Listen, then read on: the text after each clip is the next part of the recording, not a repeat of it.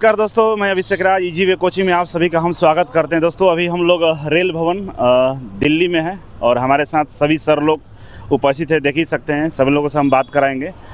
और सबसे पहले हमारे AITO के राष्ट्रीय महासचिव गौरव जयराम जी से हम जानना चाहेंगे कि अभी हम सभी लोग अंदर गए थे और तमाम जितने भी जो मंत्री जी के PA थे, सेक्रेटरी की बात करिए या RRB के जो डायरेक्टर हैं उनकी बात करें, सब लोगों से बातचीत हुई है। फ़ोटो वगैरह आपको दिखेगा। तो सबसे पहले हम आपसे बात करेंगे गौरव सर कि अभी जो हम लोग इस पॉइंट्स पर जाकर हम लोग राजीव गांधी सर से मिले, जो RRB के डायरेक्टर हैं। उन्होंने इसके संबंध में क्या बोला, आप बच्चों को बताइए। देखिए, सबसे पहले मैं आपको बताना चाहता हूं कि जिस तरीके से आपको मैंने जानकारी दी थी, मैं पिछले वीक जब आया, मैंने यहां से अपॉइंटमेंट लिया और मैंने कहा था कि 25 से 30 तारीख के बीच में माननीय मंत्री जी के साथ में, सक्षम अधिकारियों के साथ में हमारी बैठक होनी है। माननीय मंत्री जी का बिजी शेड्यूल होने के कारण वो अभी इंडिया से बाहर थे, इसलिए आज हमारी उनसे मुलाकात नहीं हुई है। लेकिन उसी क्रम में उन्होंने जो सीनियर लोग हैं, जो डिसीजन मेकर हैं इस विभाग के, हमारी उनसे मुलाकात हुई है। जैसे कि मैंने आपको बताया था कि 4 पॉइंट हम लोगों के लिखे थे हम लोगों ने, लेकिन 2 पॉइंटों को और भी हम लोगों ने ऐड किया, जिसमें एक अप्रेंटिस वाले पॉइंट को भी हमने ऐड किया था। बच्चों की बहुत सारे फ़ोन आ रहे थे, बहुत फ़ोन कॉल आ रही थी। ALP के पॉइंट को भी हमने इसमें मेंशन किया था। टोटल इन 6 पॉइंट के ऊपर में हमारी चर्चा हुई है। मैं आपको नाम के साथ में बताना चाहता हूँ। फ़ोटो भी आप लोग देख लीजिएगा। आप कुछ लोगों को लगेगा कि ऐसे ही है, तो आप लोग गूगल करके आप उनके नाम के साथ में, इनकी डेजिग्नेशन के साथ में आप देख सकते हैं। राजीव गांधी जी से हमारी बात हुई है। ये कार्यकारी जो है इसके संस्थान के जो है डायरेक्टर हैं, RRB के डायरेक्टर हैं राजीव गांधी जी। इनके साथ में हमारी बात हुई और बहुत ही पॉजिटिव बात, लगभग 20 मिनट इन्होंने हमको सुना और टॉकिंग हुई। हम सब लोग उस बैठक में रेल भवन में अभी शामिल थे और उन्होंने ये आश्वासन हम लोगों को दिया है कि टेक्नीशियन की जो लेवल 3 की जो वैकेंसी हम लोग जो जारी करते हैं, उसमें जो नॉन टेक्निकल का जो सवाल आपसे पूछते हैं, उसके पीछे कई सारे रीजन हैं। उस रीजन के बारे में भी डीपली डिस्कशन हुआ कि इतनी सारी ब्रांच होने के बाद हम लोग कैसे उसको पॉसिबल होगा कि वहाँ पे टेक्निकल के जो है अलग अलग सेट बनाए जाएं। तो एक बहुत बड़ा चैलेंज रेलवे के सामने उन्होंने अपनी बात रखी, लेकिन हम लोगों ने अनुरोध किया और कुछ तार्किक हम लोगों ने बातें भी, जैसे हम लोगों ने बोला कि जिसे DMRC एक संस्था है जो ITI छात्रों को वैकेंसी रहती है, इनके पास भी कई सारे ट्रेड वाले एग्जाम देने आते हैं। तो कई सभी लोगों का अलग अलग पेपर होता है। ISRO DRDO भी सारे ट्रेडों का एग्जाम रहता है, उनका भी अलग पेपर होता है, टेक्निकल और नॉन टेक्निकल। तो रेशियो की बात हुई, उस पर आपका क्या कहना है? अभी अभिषेक जी ने उस पर एक तार्किक पॉइंट भी वहाँ पे रखा था कि भाई आप, उन लोगों के पास भी एक सिस्टम होता है कि जिससे वो की परीक्षा कंडक्ट कराते हैं कि अलग अलग ट्रेड के लिए। तो उस पर उन्होंने सहमति जताई है कि हाँ ठीक है, निश्चित रूप से हम इस पर बात करेंगे।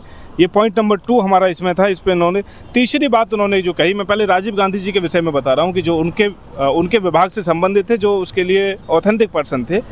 तीसरा पॉइंट उन्होंने लिया था कि भाई हम सभी भर्ती के अंदर में जो हम लोग कैलेंडर हम लोगों ने जारी किया है, अभी हम लोगों ने पिछले साल उसको जारी किया है, उस पर एक्सरसाइज कर रहे हैं।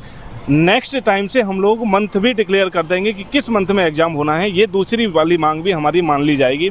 तो निश्चित रूप से 2 मांग हमारी इन संबंधित अधिकारी के साथ में थी। और दूसरे हमारे राजीव सिंह हैं, principal executive director. Rajiv Singh ji से हमारी बात हुई और जिन्होंने रेलवे ग्रुप डी वाले मामले को लेकर के बहुत ही बड़ी खुशखबरी मिल सकती है। उन्होंने बहुत ही शालीनतापूर्वक इसको सुना, समझा और ये माना कि रेलवे चाहता है कि टेक्निकल पोस्ट के ऊपर में ITI के बच्चों को लेवल 1 की पोस्टों पे मौका दिया जाना चाहिए। और उसके लिए चूँकि मामला अभी कोर्ट में भी है, उसका भी उन्होंने जिक्र किया था कि सुप्रीम कोर्ट का कोई हवाला उन्होंने दिया था, किसी केस के बारे में वो बता रहे थे।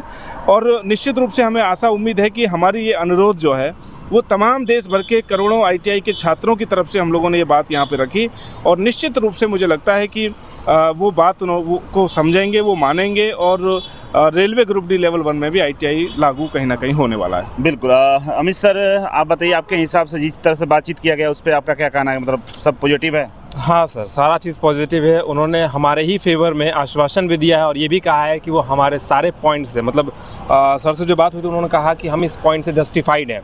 लगभग 2 पॉइंट्स जो थे, एक सिलेबस को लेकर और एक रेलवे टेक्नीशियन वाले को लेकर, उन्होंने बोला है कि हम इस पर जस्टिफाइड हैं और इस पर हम बहुत कुछ करेंगे, हम चाहते भी हैं।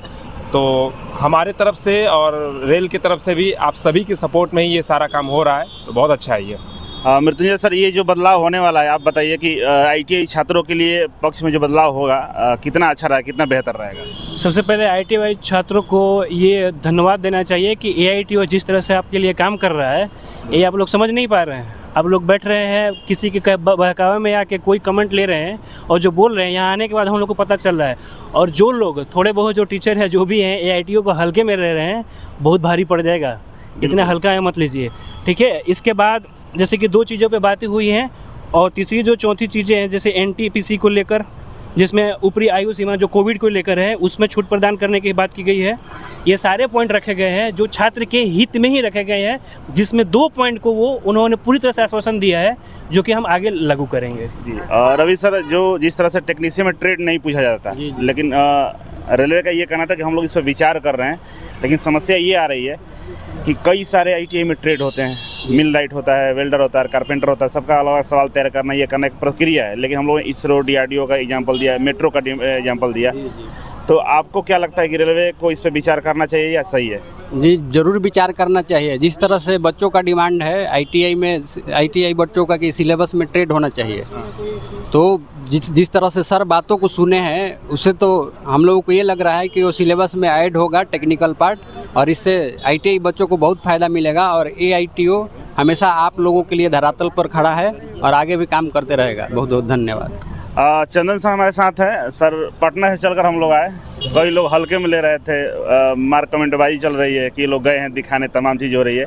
यहाँ आकर आप भी देखें कि जिस तरह से हम लोग मंत्रालय में हमारे जो अरबी के डायरेक्टर वगैरह हैं बातचीत कर रहे हैं, तो आपको क्या इस पर लगता है कि आने वाले दिनों में बदलाव देखने को मिलेगा? देखिए, ये तो निश्चित है कि विजय तय है जी। हम लोग जैसे कि सुने थे, लेकिन आज हकीकत हमने इस चीज़ को देखा कि आप लोग जिस तरह से संघर्ष कर रहे हैं उसका सफलता एकदम निश्चित ही मिलने वाला है।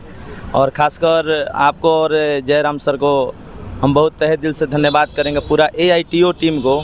ये बहुत ही बड़े लेवल तक काम कर रहे हैं सर लोग, एकदम ज़मीनी स्तर से, तो इसके लिए बहुत बहुत धन्यवाद। और जीत निश्चित है एकदम, इसके लिए कोई मतलब ये नहीं है। कुछ चिलगोजर टाइप के लोग हैं जो टारगेट करते हैं, कमेंट करते हैं, उनको इग्नोर किया जाए, उनका समस्या का समाधान किया जाए। क्या है होता है ना कि एक कहावत है ना कि जिसको अंगूर नहीं मिलता है तो वो बोलता है खाटा है, तो वो यहाँ पर पहुँच ही नहीं सकते हैं। बिल्कुल सही बोले। तो पहुँच ही नहीं सकते हैं तो वो बोलेंगे क्या? बोलना यही है ना कि नहीं, हो ही नहीं सकता है, केवल रीलबाजी होता है या जो भी होता है। लेकिन आज हम लोगों ने हकीकत इस चीज़ को देखा कि नहीं, इस चीज़ में एकदम निश्चित एकदम विजय हम लोगों को मिलने वाला है। उन लोगों को कहते हैं कॉपी करते रहिए, बैठे कर कॉपी पेस्ट करते रहिए और नकल करते रहिए, दूसरा क्या कर सकते हैं?